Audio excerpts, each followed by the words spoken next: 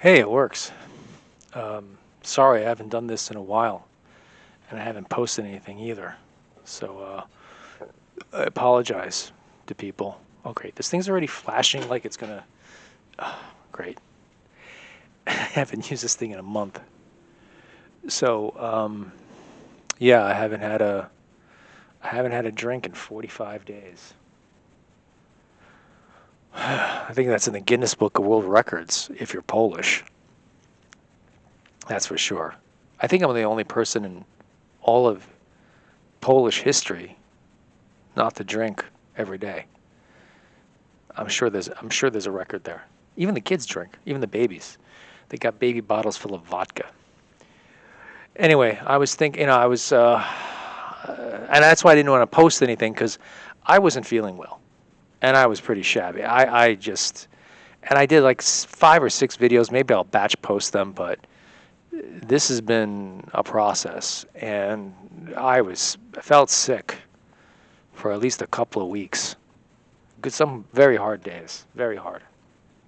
And I'm not all there yet. Yeah, it's hit and miss. Some days I feel okay, and some days I feel all weekend I've been angry and just agitated. So I'm not saying it's because of that. It's just in general. But I think about these things and about I just saw a horrible video on Instagram about 2 guys got, well, they're not. Let's put it this way: they're gone. Sad. Hit by a car, just getting coffee. And then I think about this guy I knew, uh, grew up with back in the old neighborhood, and he was a heavy smoker.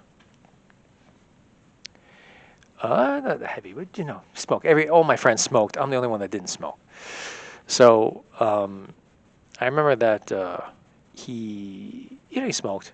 His dad smoked and drank, and his father went out with his friends for, I guess, a 60th birthday, some milestone birthday, out to Atlantic City. And while he was smoking a cigarette and, toasting a shot of bourbon, he just dropped and he was gone. That's it. Which was shocking because he was celebrating his birthday, and just like 1 minute he's there, next minute he's gone. And then this prompted the friend of mine, his son. He's like, "Well, look what happened to Dad." So he decided to stop smoking. And he was very earnest about it, and he talked about it a lot because he really felt troubled by it. He felt like he needed to turn this corner, and whoever listened, he would tell that he would tell people like, I stopped smoking and stuff like that. Like he was really, really, this was his thing. He really wanted to make this lifestyle change. Um, then 6 weeks later, he was gone. Really horrific car accident. He was bringing one of his friends to the train. A train. He was trying to bring him back to Brooklyn. That's where he wanted to go. He's going through an intersection. This guy in one of those, I don't know, souped up Japanese cars blew through a stop sign at 80 miles an hour in like a 20 mile an hour zone, and just T-boned him, creamed him completely, and pretty much was gone after that. The guy in the car, who was driving the other car, the one that rammed into him, he was okay, but he was obviously stunned. And the passenger that my friend was driving, he was fine too, but he just took all the impact. The funeral was very sad. He was only like 34, 35. Yeah, I don't want to get into any gruesome details, but he just, yeah. The Undertaker had his work cut out for him. I guess I'll say that. And I'm thinking about it, and it's like, he made this lifestyle change, and he was very proud of it. And he talked to people about it, and he was very that was just, like I said, his thing. And then he is gone from a completely unrelated issue. He wanted to make this lifestyle choice to extend his life because of what happened to his father. And And whatever happened in the end had nothing to do with smoking at all. Nothing to do with smoking cigarettes. So here you make these changes, and it's just like, okay, well, I'm trying to prolong my life, do all these things, and you don't even know what's out there to get you. And I think about this video that I just saw about two guys that just got, whatever, and just getting coffee in Astoria. Now they're gone, and so is the guy who was driving, just gone. And I think about that guy that rammed into the friend of mine.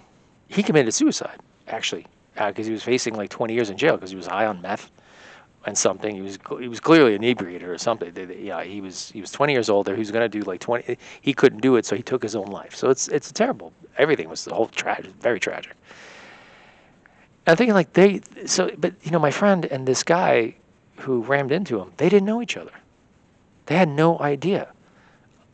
They didn't even know one existed or the other one didn't exist. And the same thing with these guys in Astoria. Like, so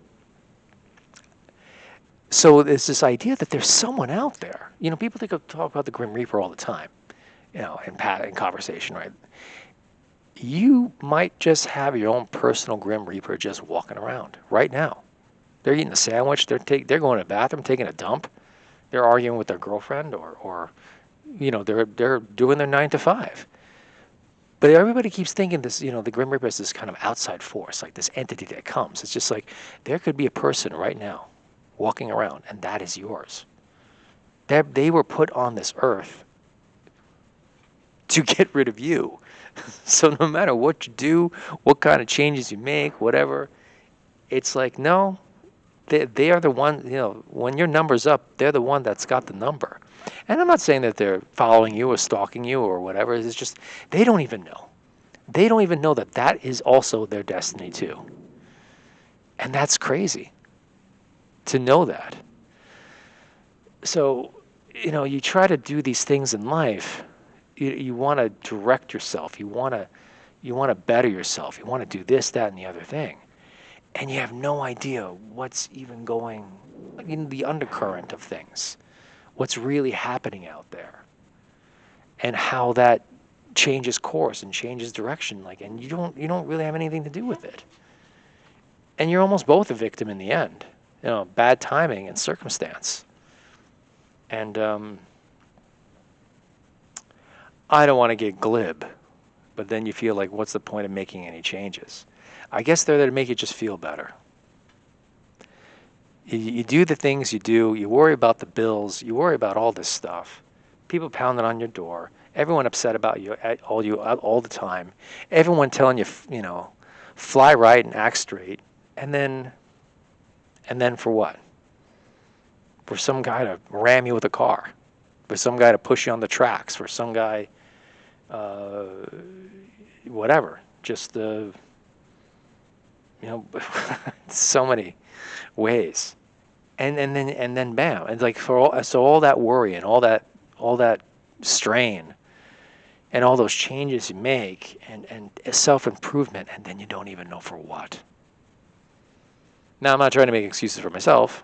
I'm just trying to philosophize that I feel the same way, that here I am doing this, and I'm telling everyone about it.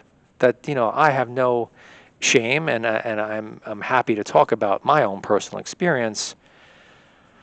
However, I don't know where do I go with this.